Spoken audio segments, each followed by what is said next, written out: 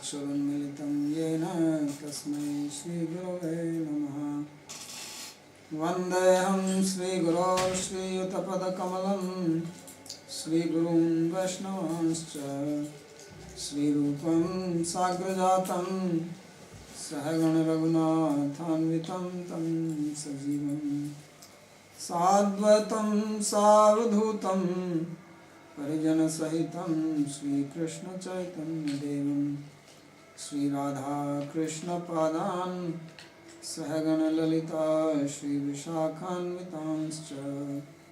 हे कृष्णा करुणा सिन्धो दीनबन्धो जगत्पते Gopesh गोपिकान्त Radhakant नमोऽस्तुते।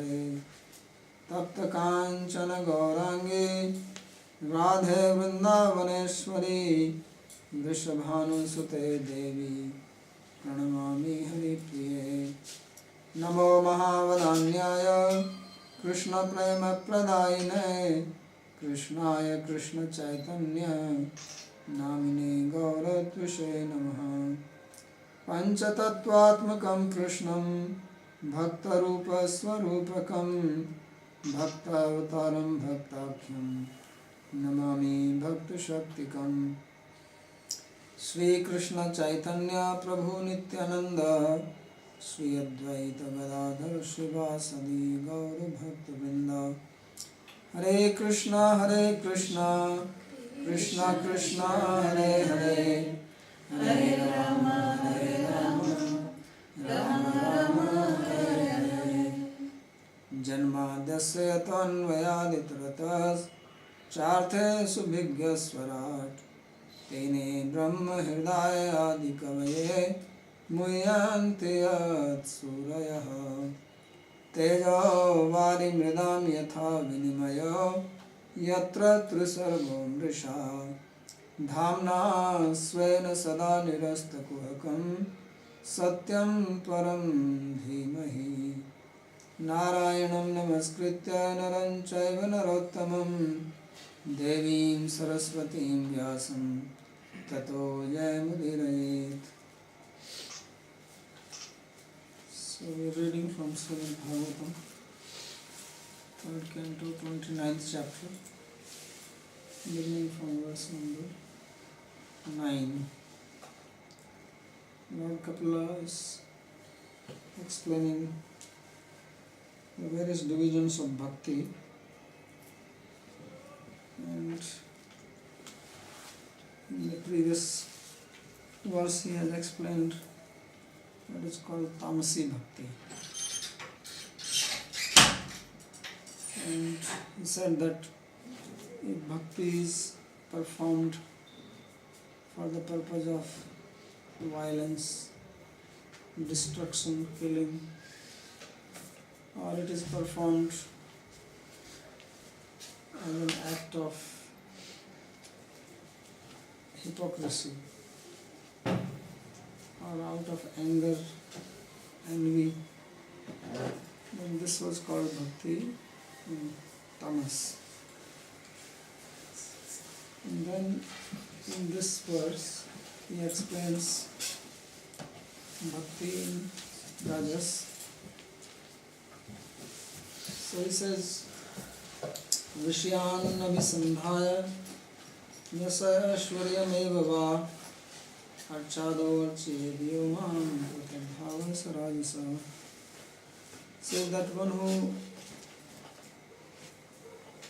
worships in the deity Archado with the intention of gaining sensed objects, Vishaya, sense pleasure, or fame, that I become famous, or Aishwarya means power.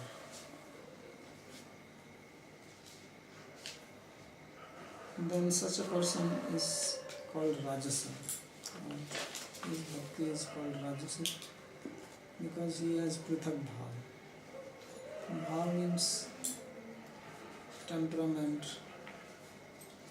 intention, mood, intention is separate from the Lord. He is not one with the Lord. Because bhakti means to have the same intention as the Lord. It is meant to please Him, to do favorable act for Him, which means what He wants. But to do something for your own pleasure means you are separate from Him.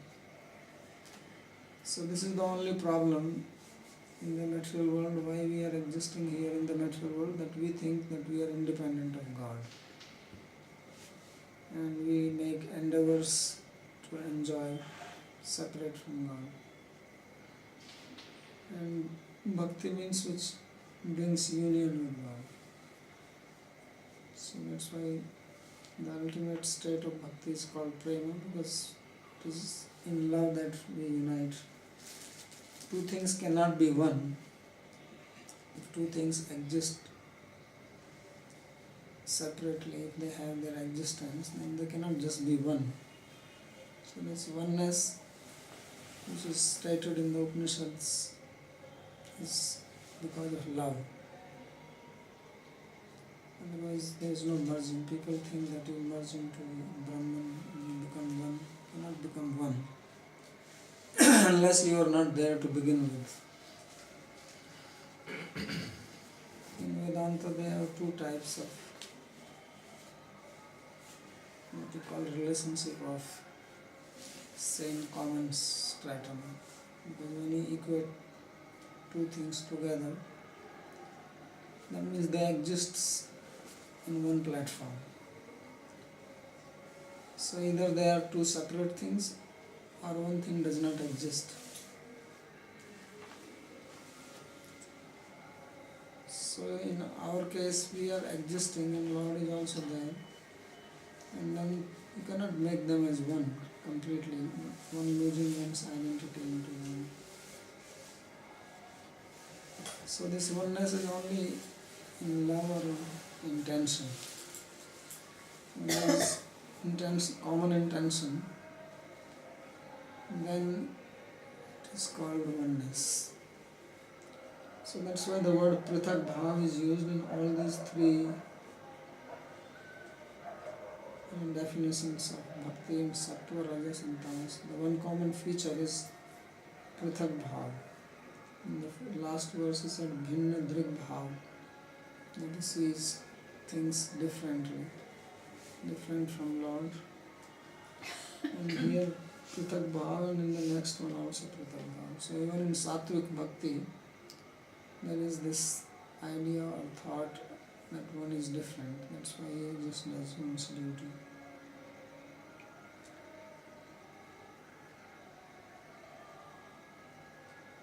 So one performs bhakti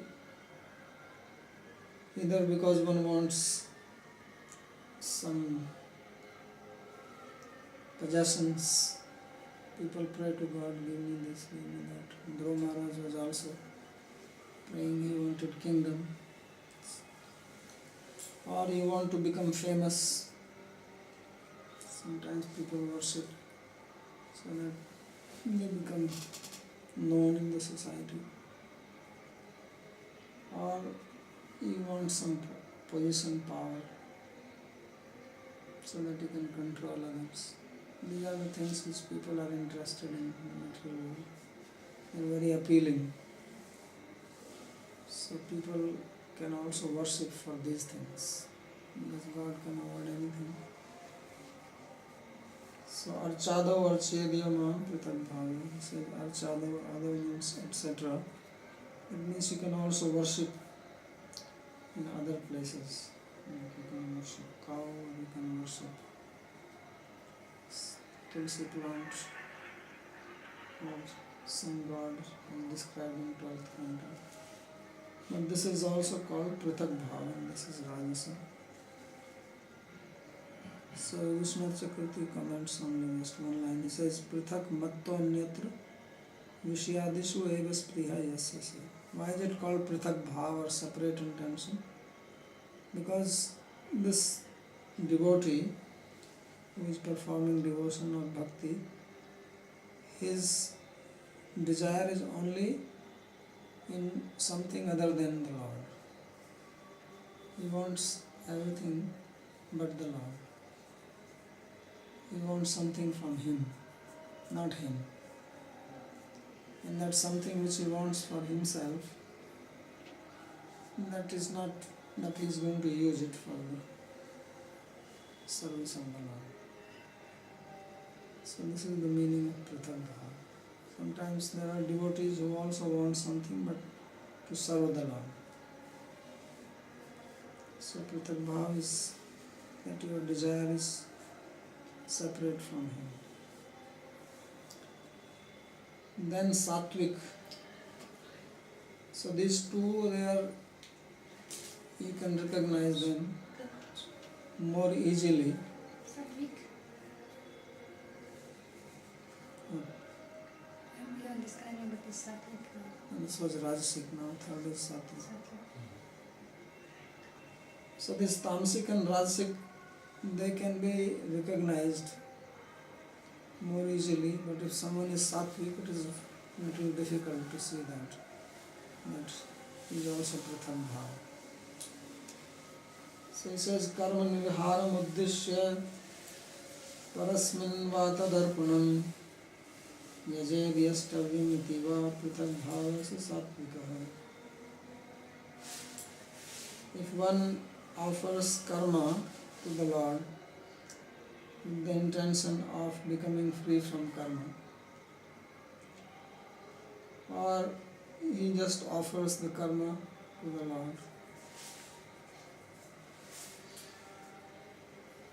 without even desiring that, or yaje vyastavamiti, or he worships the Lord because it is the duty to worship, then this is called Satvik Bhakti, and he is also Prithak Bhava. His intention is also to remain separate. He does worship, and he is not doing worship for any material gain. He is not looking for name, fame, wealth, power, position, or he is not interested in getting boon to destroy somebody or to show hypocrisy. None of these things. Yet this is also not transcendental Bhakti. So this one is difficult to see that how he is also material. And the reason is that he is also not doing it for the pleasure of the Lord. He thinks it is my duty, so I do it. It is not putting his heart in it. Or, as you said, karma nirharam, that you want to become free from karma, so you offer the karma. Or you just offer the karma because I have my karma, and then karma is to be offered. So you just offer it as a duty. So that is also not pure devotion. It is also not Nirmala Bhakti. Karma nirharam karma kshayam uddisya ye yajit.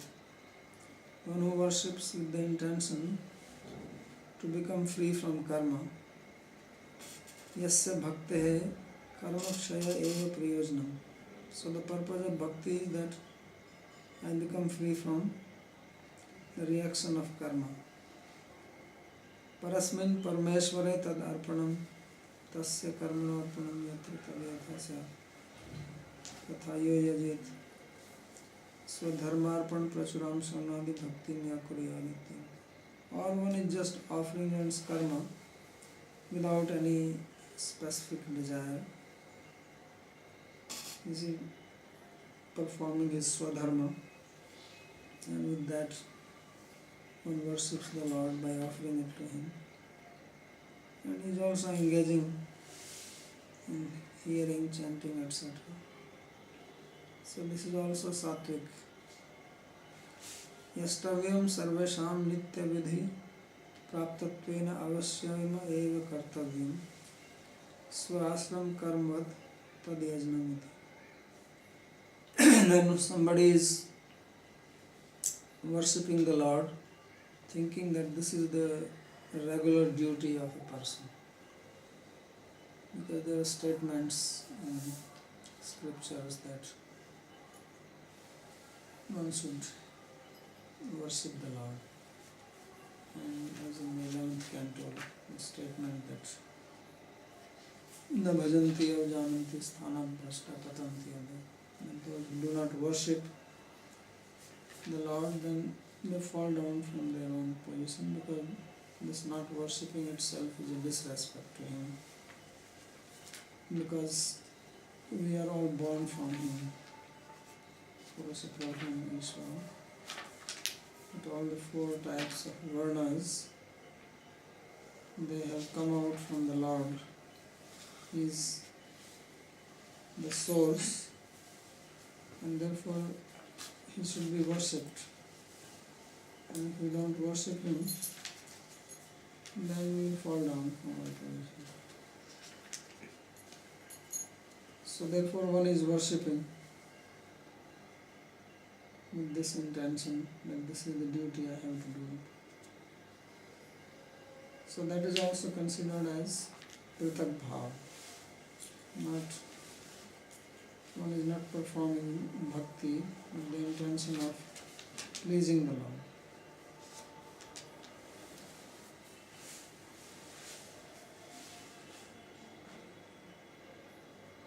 Swashram karmat tadiyajnam.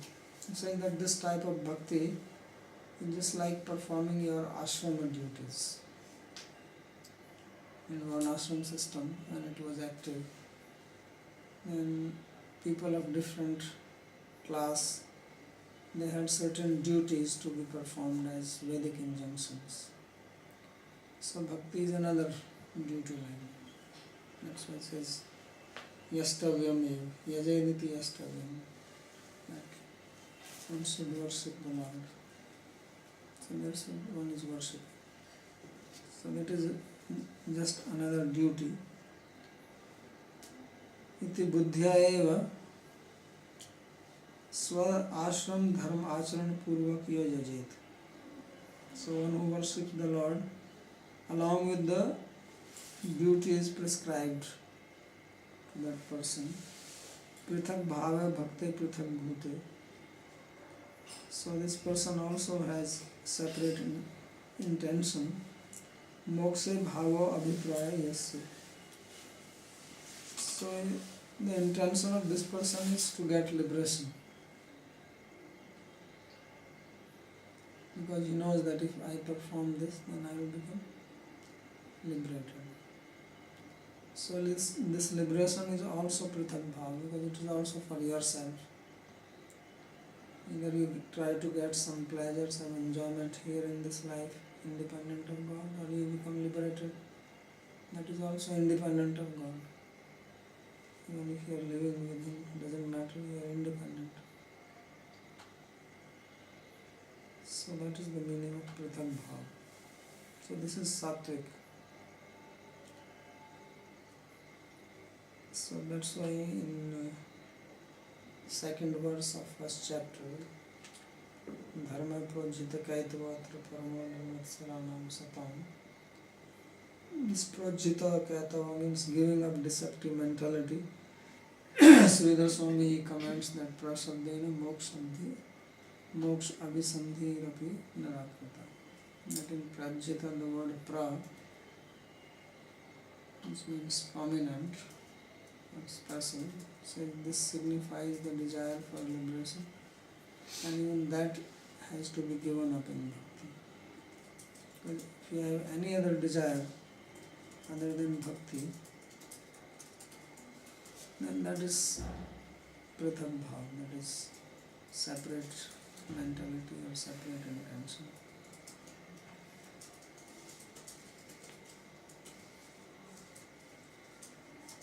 Evam esha navvidha eva sakama yathottar adhikya geya.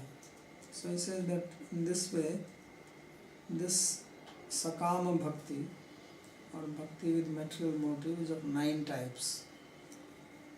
3 types of tamasic, 3 types rajasic, and 3 types sattvic. And He says that out of these 9 types, the later one is better than the previous one. So you have tamasic, rasic, tamasic, and sattvic, tamasic. And you have tamasic, rasic, sattvic, rasic. And tamasic, sattvic, rasic, sattvic, sattvic. So sattvic is better than rasic, sattvic, and that is better than tamasic, sattvic, and so on. So tamasi is the lowest, and sattvic is the highest.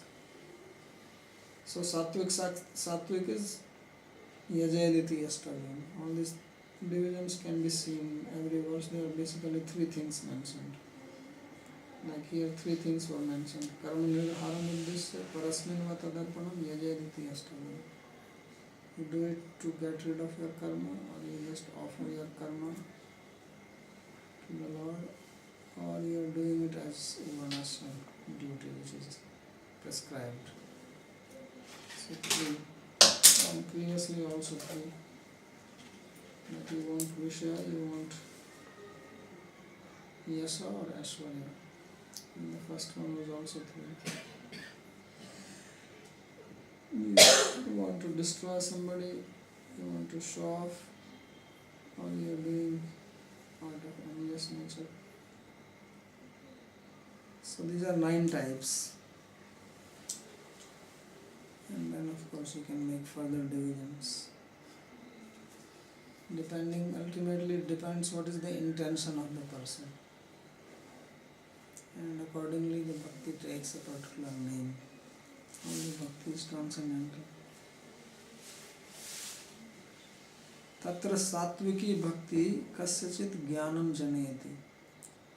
So he said that sometimes satviki bhakti, it can generate jnana or transcendental knowledge. Then there are 2 divisions in that. Tatrapi jnanasya gunbhave svapradhamye jnana mishra avidhana shantirati nirguna naiva utpadayati. Now when it generates jnana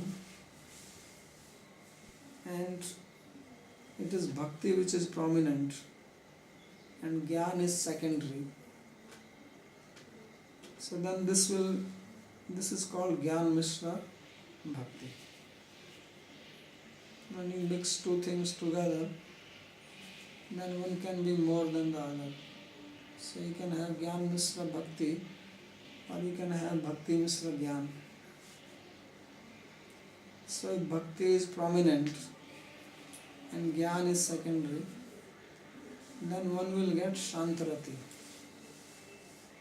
nirguna bhakti. One will get transcendental bhakti as perfection, and one will attain shantarati, like the Kumaras, Shantabhaktas.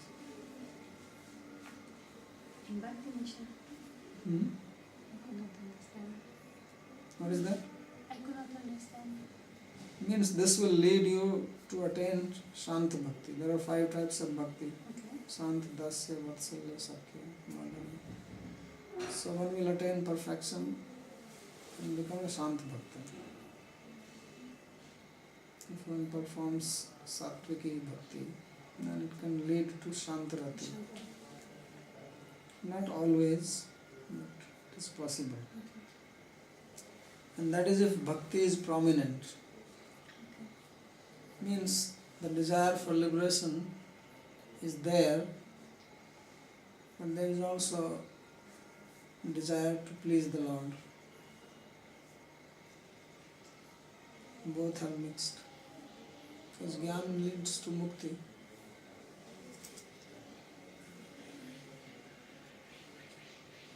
And then if it is other way around, Jnanasya pradhanya swayam tadanga bhutatu sahajya mukti.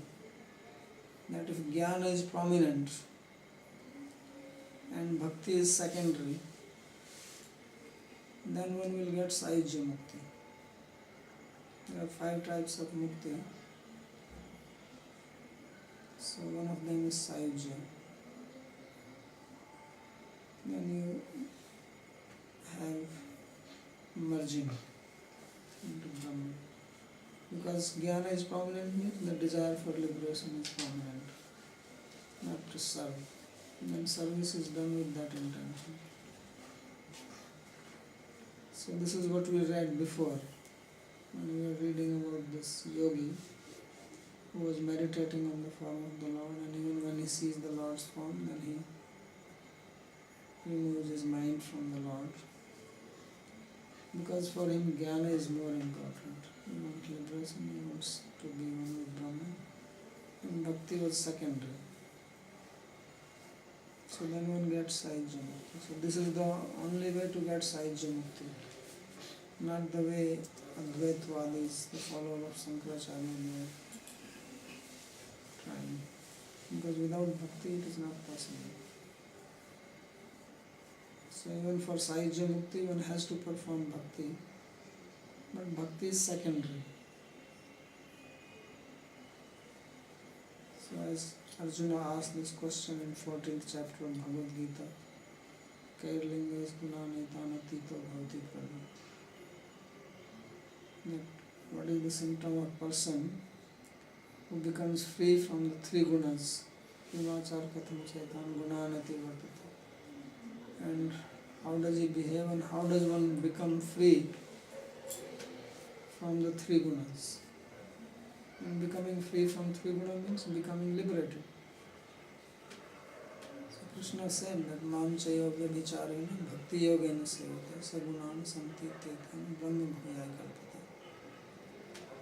That by following bhakti, avyabhichari bhakti, one transcends the gunas and then one becomes Brahman realized. So this is the process of Brahman realization.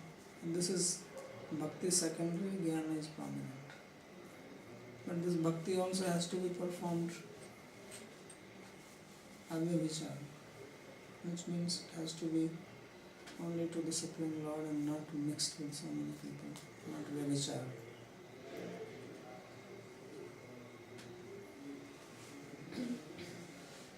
And the other one is, which is described in the 18th chapter,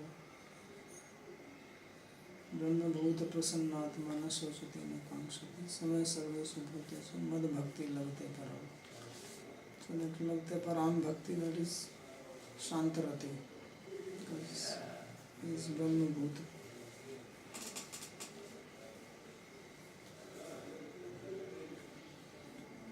Kasyachid अश्वमेधादि सफल कर्मार्पणवती भक्तिर न तो कर्मार्पणमयी सुखैश्वर्यमय सालोक्य मोक्षम निष्फल कर्मार्पणवती तो शांतरतिम राजस्य तामस्यास्य भक्ते फल प्राप्तो सत्याम भक्ति अभावे प्रायस्तत्तमेव फलम भक्ति महिम्ना किंचित अधिकमपि फल प्राप्तो सत्यामपि कश्चित् भक्ति सत्त्वेतु सत्यम निस्तेयर्थितमिति दृष्ट्या सात्विक काले निर्गुणाय शांति नहीं. Now he is explaining little more, because in this Satviki Bhakti there were three divisions. One was karma nirhar, doing it for the intention of becoming free from karma. Other was offering karma, and third was doing it this as a duty. So first he just explained, he is not mentioned, but it is the third one, and if he is doing just as a duty. And then what about performing karma and then offering? So he says kasyachid aswamedhadi safala karma arpanvati bhaktir न तो कर्म अर्पणमयी सुखैश्वर्यमयम सालोक्य मोक्षम. That the person is performing bhakti in which he offers the karma along with its fruit, like Ashwamedh yajna or sacrifice which is prescribed in the Vedas. Ashwamedhena yajet. So this is a Vedic ritual. and one does it not with the intention of going to heaven. Therefore, it says, offers both the act and the result. Bhaktir na bhakti abhave prayas tat tat phalam eva phalam na tu karmarpanmayi. So it is not just karmarpanmayi, means just offering the karma, but also the food. So then one can get liberation as salokya mukti, because there is opulence. Sukh aishwarya mayam salokya moksha. So Ashwamedha, this horse sacrifice, is performed by kings to establish their superiority over others, to establish themselves as supreme among the kings, as emperor. That means they are looking for Aishwarya. Aishwarya means to be supreme, to have controlling power. So, act of this sacrifice of Ashwamedha is done with that intention. But if one offers this to the Lord and not desiring the result here, then one gets Salokya, because in Salokya one gets opulence and happiness. To live in the same planet, live in the abode of the Lord, that is Salokya Moksha. And Nisfal Karmarpanvati tu Shantaratim. But if one performs Niskam Karma, performs one's prescribed duty, not desiring anything, then that will lead to Shantarati, which was also stated before. Kasachit Jnanam and Shantarati. Rajasya Tamasyascha Bhaktehe Phal Prapto Satyam Bhaktiya Bhave Prayas Tat Tat Phalam Eva Phalam. And what about the other two? These three examples were of Satviki Bhakti. That means Satviki Bhakti can also turn into Nirguna. This is what he is saying. Although Satviki Bhakti is material, it is in the guna of Sattva, but it can also result in Nirguna Bhakti. And there are three possibilities, that one can get Sayujya Mukti, one can get Shantarati, one can get Salokya Mukti. So they are all transcendental, you can see. What about Tamsi and Rajasi? So he says that as far as Tamsi and Rajasi are concerned, if they are devoid of bhakti, although they are bhakti, but devoid of bhakti means that there is no desire at all to please the Lord. That is the meaning of devoid of bhakti. Otherwise it is what you call oxymoron, that bhakti devoid of bhakti. Tamsi bhakti devoid of bhakti and Rasi bhakti devoid of bhakti, and why we call it bhakti. So bhakti means that person is performing devotional act, but only to gain one's own desire, to fulfill one's own motive, not any intention to please the Lord. So then what happens? What will be the outcome? That one will only get that much result, what one is asking for, not more. But if there is also some bhakti involved in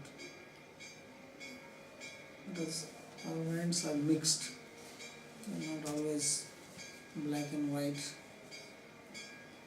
So he says, Bhakti Mahimna Kinchid Adhikamapi Phal Prapto Satyam. That it is also possible that one can also get more than what one was intending, what one was desiring. Satyamapi Kaschid Bhakti Sattvetu, and slowly, by the presence of this bhakti, then they can also turn into Nirguna Bhakti. It is possible. As there is a verse which is from the 5th Canto, 19th chapter, 27. Satyam distyarthitam arthito nranam naivarthido yat punararthita yataha swayam vidhatte bhajtam anichyatam ichchapidhanam nijapada pallavam. He says that it is a fact that Lord, He fulfills the desires of those who ask Him something. Satyam dishati arthitam arthita nirnam. So naiva arthado yata punar arthita yata. But then Lord thinks that this is not sufficient, I give him something, then he is going to ask again. Because you want something, you get it, then you are not satisfied with that. Your greed increases. If you are successful, then you want more. If you are doing good in business, it's not that I'm successful, I stop. Then you want, I should make more, and more, and more. So, more you get profit, more you get the desire to get more profit. Right? That's what mind works like that. So, Lord Vamandev, he asked for 3 foot. And he gave me 3 steps. And when Bali Maharaj said, okay, yes, then he did not contain himself, he increased. Then his greed came out and he took everything. So poor Bali Maharaj lost everything. First he was making a big show. When Bali himself was saying that what you are asking for 3 feet, ask something more. Ask in such a way that you don't need to ask again and again. He himself was saying. Because it is also a headache, you go to a person, ask again, you have to feel humiliated.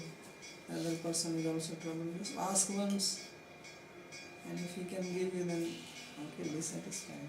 So Bali himself was saying that what will you do with this small piece of land? Take more. You have come to me, I am Bali, I am the ruler of 3 worlds.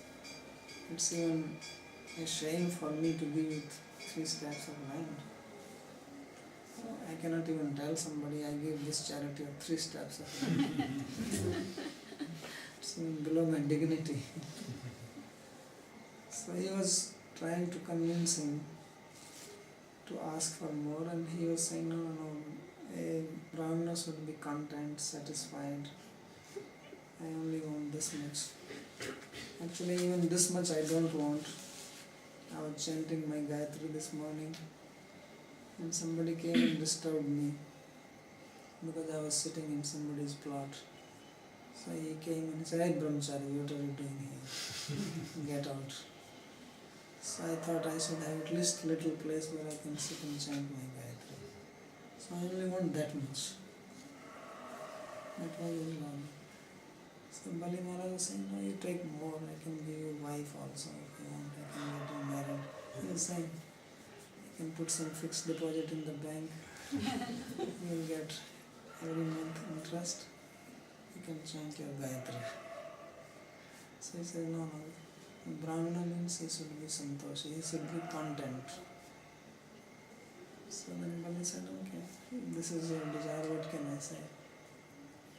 But when he took water in his hand and made the sankalpa, that yes, I will give, then immediately he showed his colors.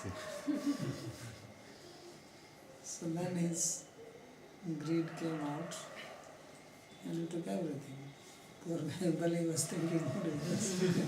This guy is very clever.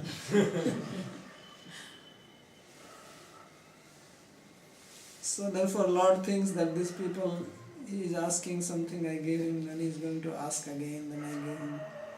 It's trouble for both of them. So he says, Swayam vidatte bhajtam anichyatam ichchapidhanam nijpadapallam. And he says that I will close the very source of his desires and I will give him my feet.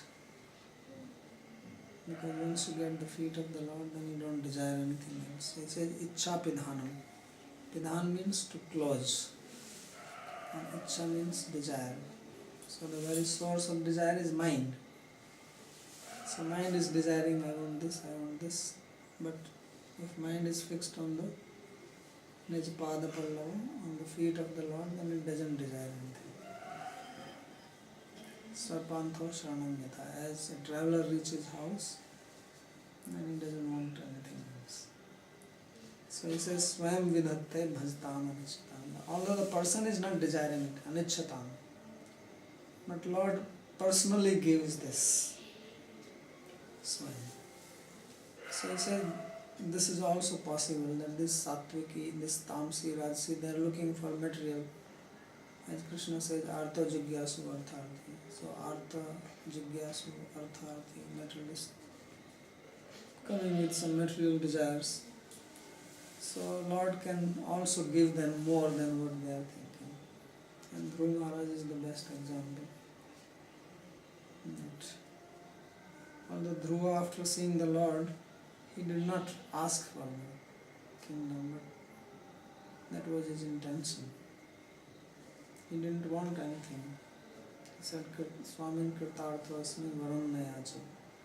That, Lord, I am satisfied by seeing you, now I don't ask for anything. So he still gave him. And later on he felt like a cheated person, that I have been deceived. Why did I get this kingdom? So that means Lord also gave him bhakti, because he could understand the importance of bhakti. So he gave him more than what he wanted. So from this the conclusion is that it is better to do bhakti than anything else. Even if it is tamsi, even if it is rajasi, even if it is sattvi. Because by some chance, yadrichya, it can also turn into nirguna bhakti, pure devotion. But if one is performing yoga, jnana or karma, then what is the chance for that? So if one has to take to spiritual life, even if one is not free from material motives, still take to bhakti. This is the implied meaning of this. Best is to perform pure devotion, because why do we want something material? After all, if Lord is giving you something that is less than what He is giving, owner is always more than the owned. If you own something, then your value is more than what you own. So why take some part of what Lord is owning? Why not take Him? And we have everything. That's why they are not intelligent. But still Krishna says that they are udara. At least they have come to me, instead of going to some devas. So worship of the devas, therefore he says that it is not very intelligent. So we should worship only the Lord, even if we have to worship for material motive. That is the conclusion. Akamova, akamo sarvakamova moksha kamo dharana. Tivrena bhakti yogena yajeta purusham. In the second canto of Bhagavatam, Sukadeva Goswami gives a big list that if you want good wife, then worship Uma Devi. If you want power, worship Indra. If you want knowledge, then worship Saraswati. All this list he has given.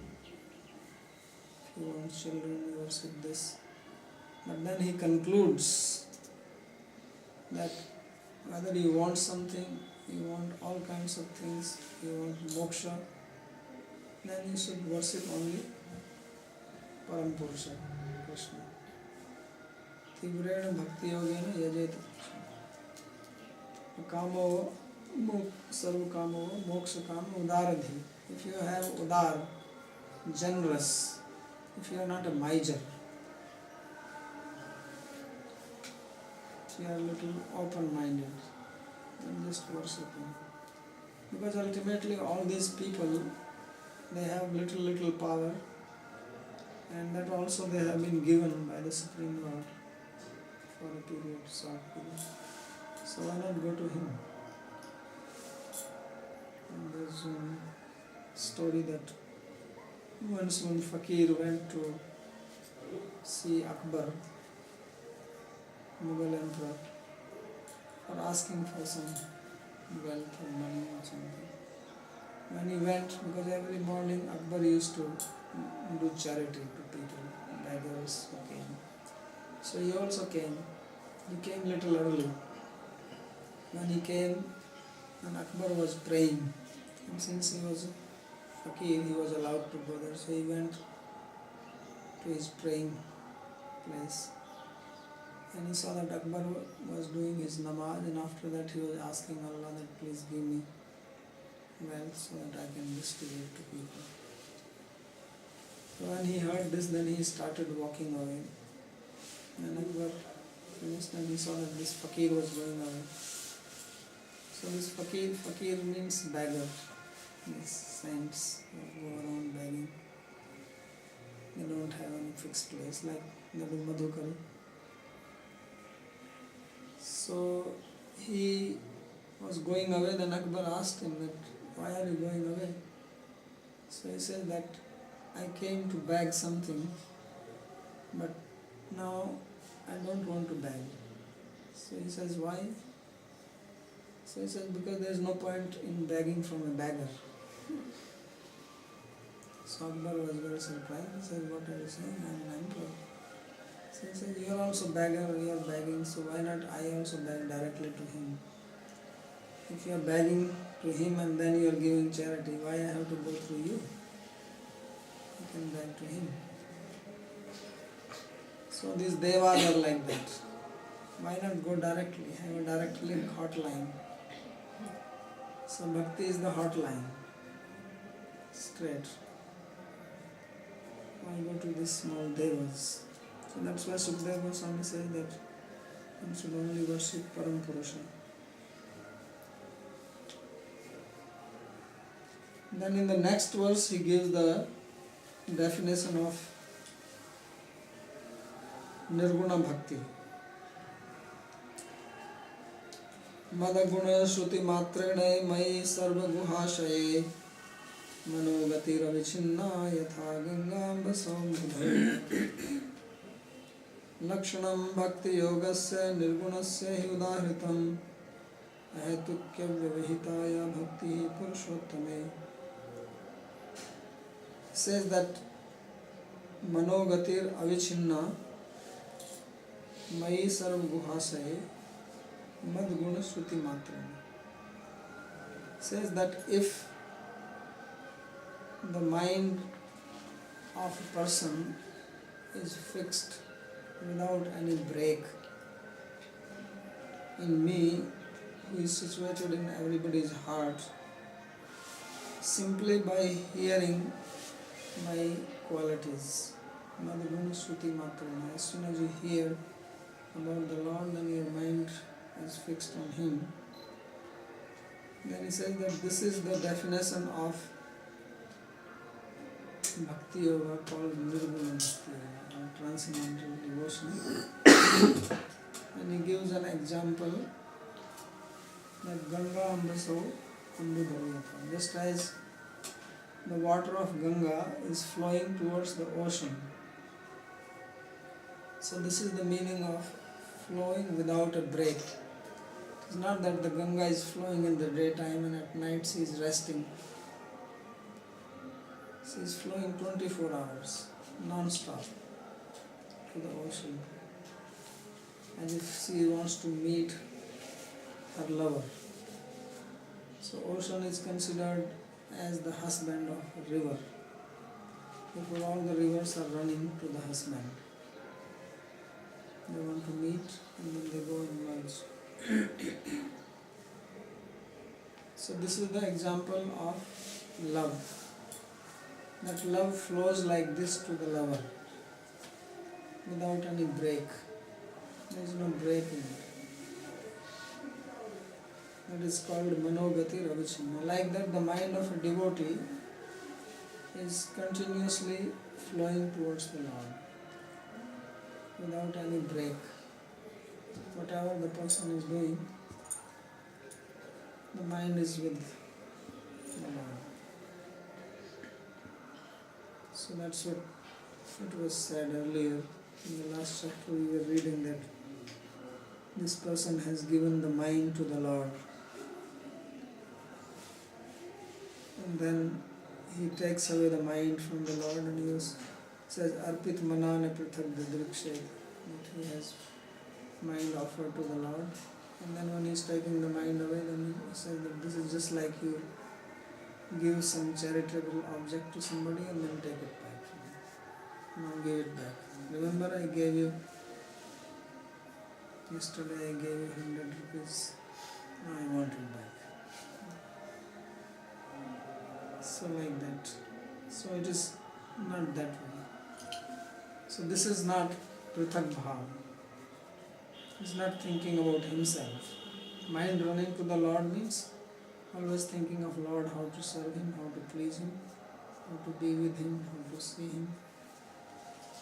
And there is no other time for anything else. There is no possibility for this person to think about his own name, fame, power, position. His mind is only one. And mind can only think of one thing at a time. So if it is non-stop, avichinna, without any break fixed on the Lord, then where is the chance of anything else? So he says this is the definition of Bhakti Yoga, Nirgun Bhakti Yoga. Udaharitam has been given the example that mind should be like this. And ahetuki avyavihita, it has two further characteristics. That it is ahetuki, it is without any noting. It's not thinking that I am doing this bhakti because I will enjoy with the Lord. Even that is not there. Because that will also become something different. What to speak of enjoying without Him, but even enjoying with Him, that is also not there. That will also become a cause.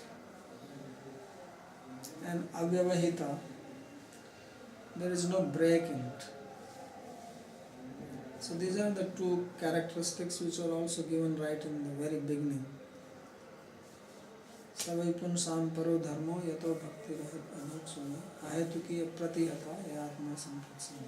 So ahetuki and apratihata, causeless and without any breaks. So same words, ahetuki and avyavahita. Avyavahita means, vyavadhan means a gap. Gap is called vyavadhan. So it is avyavahita or apratihata means without any gap. So there are no weekends in bhakti. Like now I have worked 5 days and then I have weekend free. So bhakti is a slave. It's like in the olden days they used to have slaves. So slaves did not have holidays. They could not go on summer vacation. They were bought and they have to work for the master for the rest of their life. They cannot own anything. They cannot take leave. So bhakti is like that. Now you decide whether you want to be a slave. So that's why we put Dasa in front of our name. Das means slave. We don't translate it like this, it's a servant. Because slave sounds like very jarring to the ears, but really speaking, this is the real meaning behind that. You are a slave, you put this neck bead around you, so identify that you are the slave of the Lord, and therefore no more holidays. No summer vacation, no winter vacation, no weekend, nothing. 24 hours. This is the meaning of avahita. No salary. You just eat prasad. No food. And food is given, prasad you cannot. So slaves also could not cook separately. In India, when slaves were there, then they could not cook for themselves. They get food, whatever is remaining. In the house they eat, then what remains they eat after that. That's why with devotees we eat remnants. So they used to eat remnants. This was like that. So that's why in Varnashram system, a Shudra was called Dasa, a Brahmana was called Sharma, a Kshatriya was called Varma, a Vaishya was called Gupta, and a Shudra was called Dasa. He was the only servant. He was most qualified to become a devotee. The lowest is actually the highest. Because he was doing exactly what devotees are supposed to do. He did not own any property, didn't cook food. So I remember when we were in the village, then these people, sweepers, they were sweeping in the village and doing cleaning, and then they will used to come around noon time and get food from the house. All the houses, they go from house to house, they eat that. They were not cooking.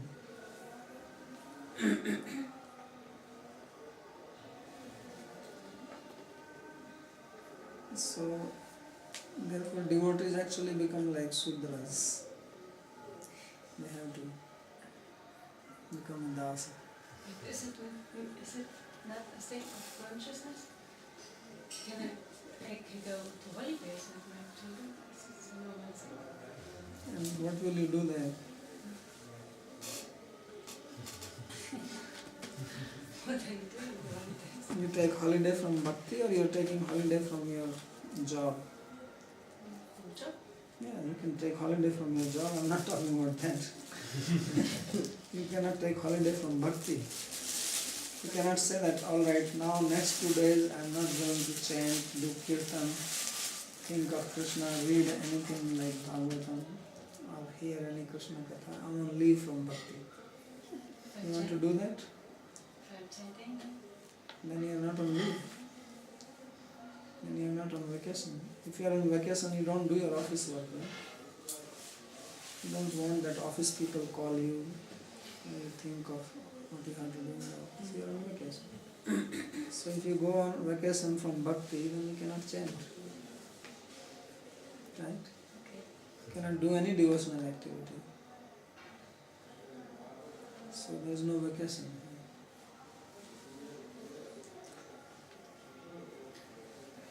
Who wants it? Who want vacation from Bhakti? Can you think that you love somebody and then you say, I will love you 5 days a week? And 2 days don't bother me. You have your children and you love them and then you say, I will love you only 5 days a week, and weekends get lost in find some other arrangement, don't bother me. Go to the neighbors, eat there, leave me alone. It's not like that. So that's why it is a matter of consciousness. When you are working in the office, your consciousness is not in the office, your consciousness is in your house. You work there so that you can maintain your house, your home, your family. That is your consciousness. So that's why it is prithak bhav. You separate. You're separate from the boss and from the owner of the company. You're not with them. If they're not doing good, then you leave and you find another job. You're not bothered. But you cannot do that with your family. It's just an example. So now apply that to Bhakti. So you become part of God's family. Then how can you go on leave? And where will you go on leave? Is there any place where God is not there? You have your office. It's a limited area. You go away from there, you are on leave. In case of God, where will you go on leave? You go to the beach, God is there. He says, Sarsamasmi Sagare, I'm on the bodies of water and the ocean. He says. So the ocean, you look at it, it will remind you of Krishna.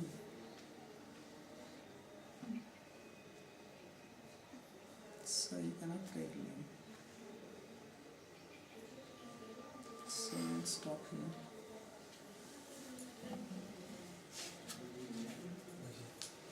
Is any act can be offered to Krishna as devotional service, anything? And Now there are two things. This is what we have to understand. One is offering any act to him, and one is to do what he likes. okay. So offering any act, that is sattviki. Okay. You are doing something and you offer it. So in bhakti, you offer yourself. So that's why there is no prithak bhava. In others, you remain separate. You don't offer yourself. You offer your act.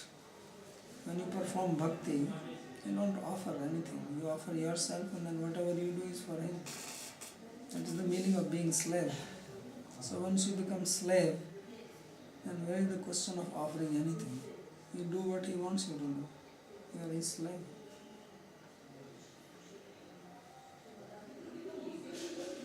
And we will know what he wants through the Guru. Yes. And Shastra is also teaching.